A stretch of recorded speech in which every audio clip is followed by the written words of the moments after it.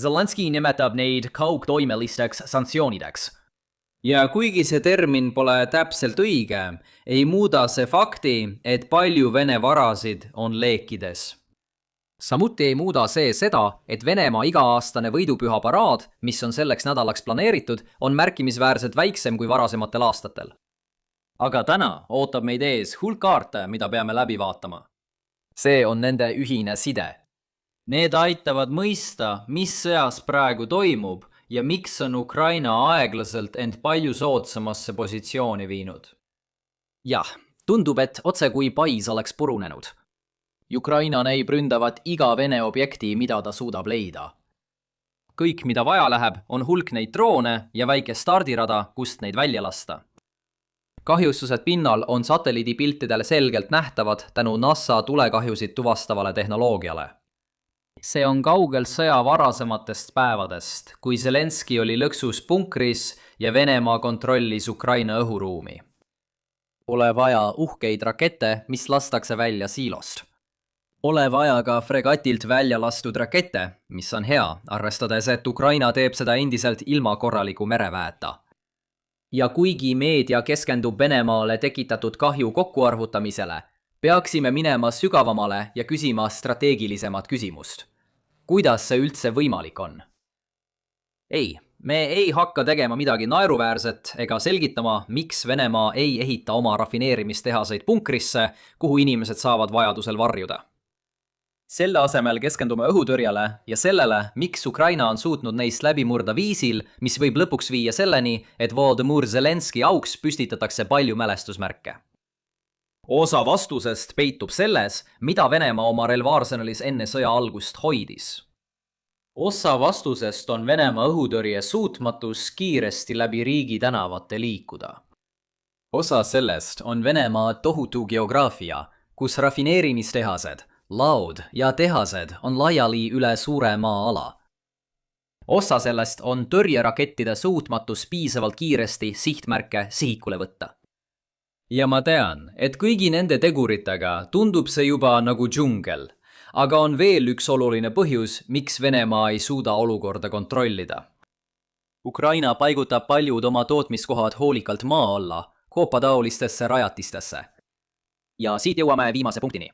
Venemaa ei suuda Ukraina drooni tootmist eos lämmatada. Seega vaatame täna neid 5 probleemi just selles järjekorras, mis kokkuvõttes on pannud Ukraina palju paremasse olukorda. Alustan mõne kiirema punktiga, enne kui liigun edasi Venemaa jaoks võimatu olukorra põhjalikuma kaardistamiseni.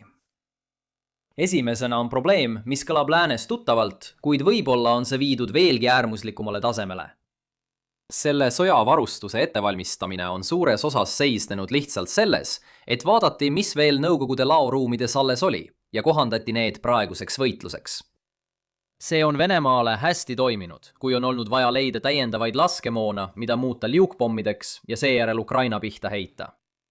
Aga kui ma tohin korraks astuda mängumaailma, meenub mulle ütlus, et pole olemas valesid ohte, on vaid valed vastused. Vastase alistamiseks on mitmeid erinevaid viise. Paljudel neist on korralikud kaitsed.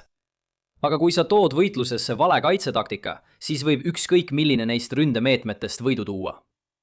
Et liikuda mänguteooriast sõjapraktikasse, valmistus Nõukogude Liit aastakümneid vastasseisuks NATO-ga.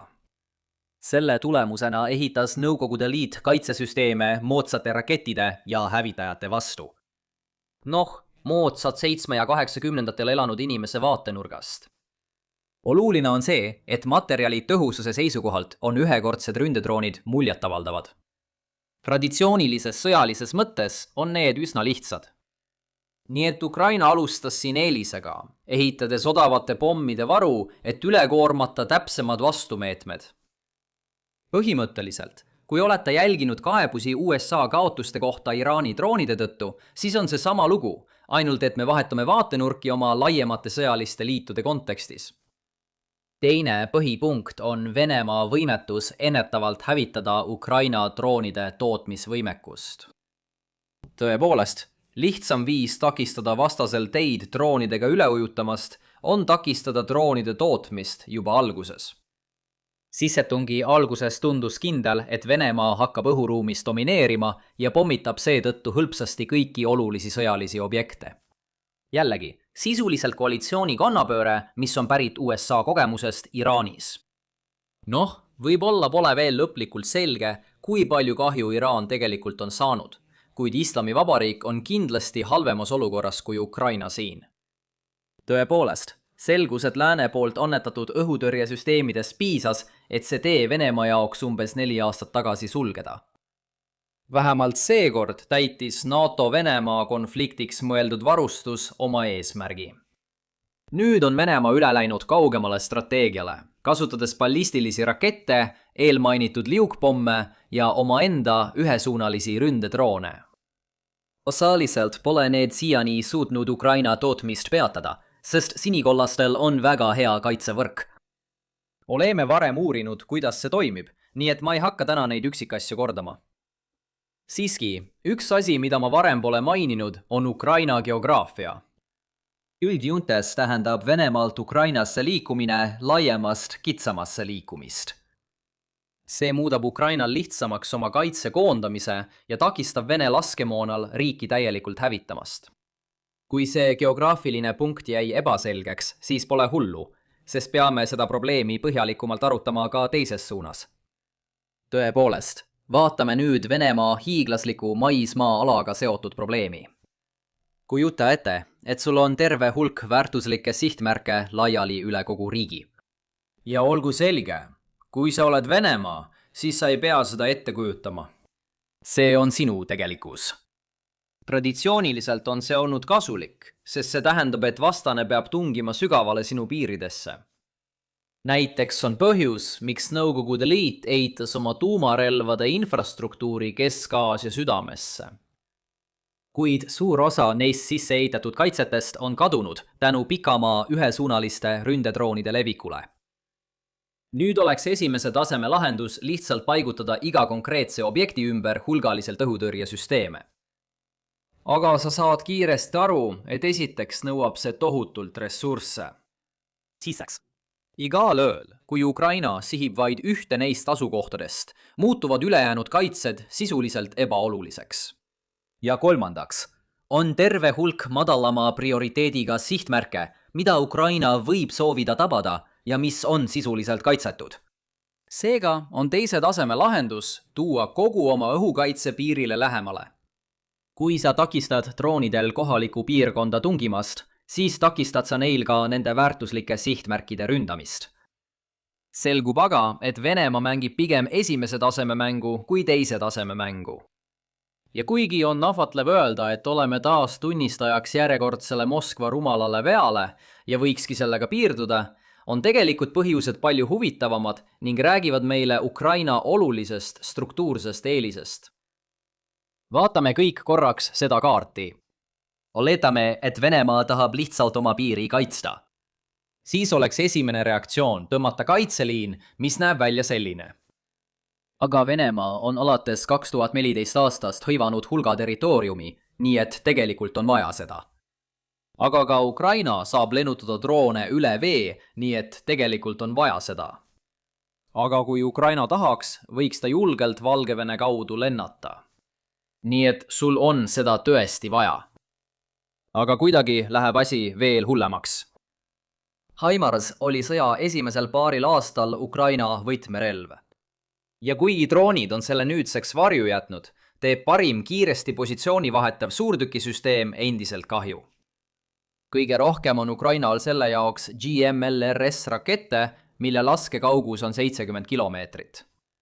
Õhutõrjesüsteemid on GMLRS rakettide prioriteetsed sihtmärgid, sest kui sa suudad need kaitsed rivist välja lüüa, on sinu odavamatel droonidel vaba voli.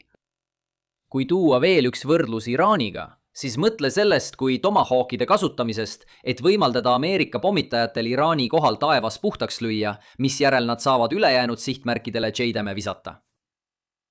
Nüüd, Venemaal on osa oma õhutõrjesüsteemidest GMLRS-i laskekauguses. See on vältimatu, kui selles vööndis on väärtuslikke sihtmärke, sealhulgas suuri linnu nagu Kursk ja naftapumpamisjaamad, mis teenindavad Venemaa energiaeksporditööstust. Aga kui need erandid kõrvale jätta, ulatub suurema osa kaitsesüsteemide tegevusraadius siia. Ja me hakkame nägema Venemaa geograafia probleemi. Võrreldes Ukrainaga laieneb riik väljapoole.